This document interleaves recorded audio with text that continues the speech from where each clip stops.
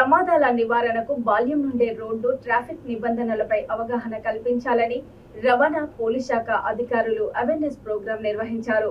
పెద్దపల్లి జిల్లా గోదావరికని విశ్వభారతి హైస్కూల్లో ఏర్పాటు చేసిన కార్యక్రమంలో రవాణా పోలీస్ శాఖ సంయుక్తంగా పలు సూచనలు చేశారు.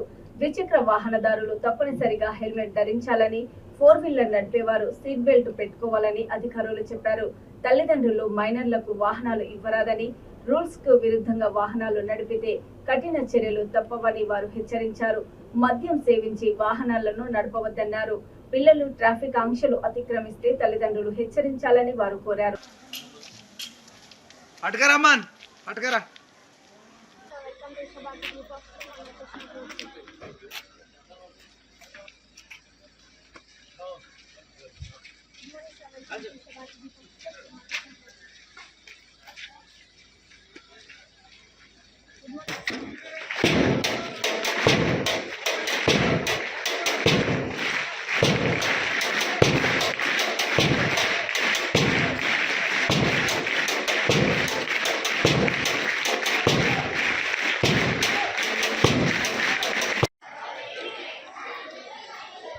Next we are welcome to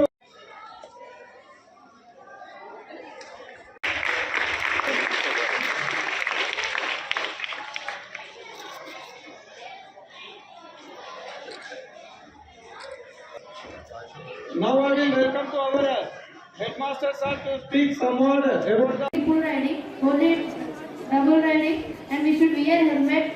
Otherwise, given by single hander. Thank you very much.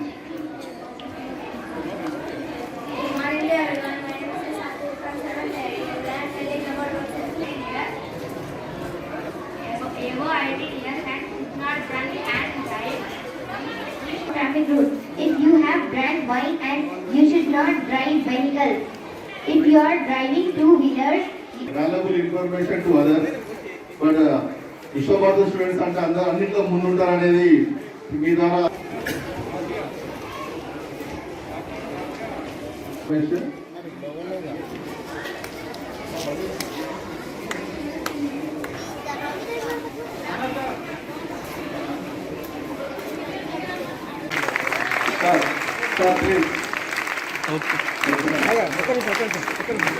Sir పడుకోండి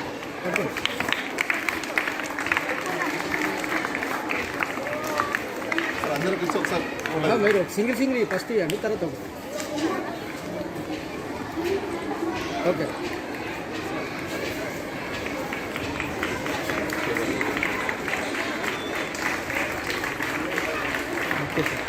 జాతీయ రోడ్డు భద్రతా వారోత్సవాల సందర్భంగా రవాణా శాఖ రామగుండం వాళ్ళు ఈరోజు మన విశ్వభారతి అలాగే మన ట్రాఫిక్ సిఐ గారి ఆధ్వర్యంలో ఈరోజు విశ్వభారతి స్కూల్లో ట్రాఫిక్ అవేర్నెస్ ప్రోగ్రాం నిర్వహించడం జరిగింది.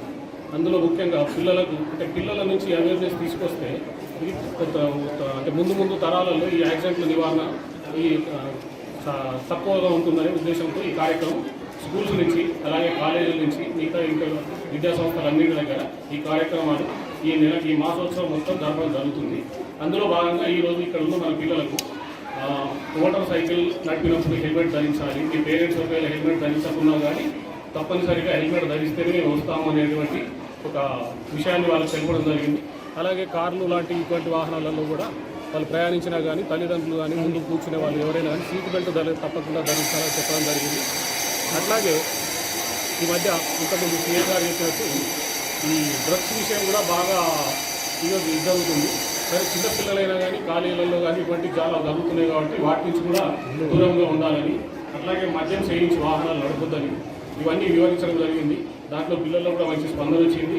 అట్లాగే అక్కడ ఒక బైక్ మీద 2 పిల్లల్ని కూర్చోబెట్టి హెల్మెట్ పెట్టి వాళ్ళకి చెప్పడం జరిగింది. అది మీరు 18 ఇయర్స్ పాస్ అయినప్పుడే మనం ధరించాలి, కానీ హెల్మెట్ ధరించడం తప్పనిసరిగా ఒకటి. అలాగే ఇటు పక్కన మనం 3 విద్యార్థులను కూర్చోబెట్టడం జరిగింది. అంటే ఈ విధంగా ఓవర్లోడ్ వెళ్ళకూడదు, ప్లస్ హెల్మెట్ ధరించకుండా వెళ్తున్నారు కాబట్టి ఇటువంటి ఏమైనా జరిగితే పనిష్మెంట్ అనేది పేరెంట్స్ జరుగుతుంది. కాబట్టి ఇటువంటి నియమాలను ప్లస్ రోడ్డు భద్రతా వారోత్సవాలను స్పీడ్గా కానీ ట్రాఫిక్ సిగ్నల్స్ జంపింగ్ కానీ మిగతా అన్ని పాటించాలని కోరడం జరిగింది. Thank you. మైక్ పట్టుకోండి. మాతృత్వం సందర్భంగా ఈరోజు స్కూల్ నుంచి చూడడం జరిగింది ఇక్కడ. దీంట్లో మెయిన్గా ఏంటంటే హెల్మెట్ అంటే మనకు మెయిన్గా యాక్సిడెంట్స్ జరిగింది నియర్లీ 100%లో 40% ఆఫ్ ది యాక్సిడెంట్స్ వచ్చేసి helmet and cell phone driving వల్ల జరుగుతాయి. కాబట్టి పిల్లలకి ఏంటంటే వాళ్ళ పేరెంట్స్ వితౌట్ హెల్మెట్తోని వెళ్తే బండి ఎక్కకూడదు అని చెప్పడం జరిగింది.